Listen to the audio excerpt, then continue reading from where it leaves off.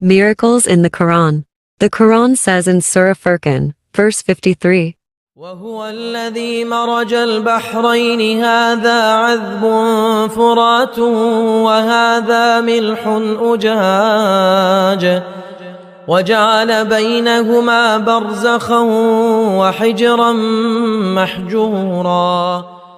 In this surah, Allah talking about the barrier between two seas when they meet together. Modern science has discovered that in the places where two different seas meet, there is a barrier between them. This barrier divides the two seas so that each sea has its own temperature, salinity, and density. The fact here is that Prophet Muhammad, peace be upon him, he has never traveled so far as to watch these phenomenon, which happens in northern Africa. Now, who thought these things to the unlettered prophet, who spent his entire life in a desert? These facts may not be surprising for some people who doesn't know the life history of Prophet Muhammad, peace be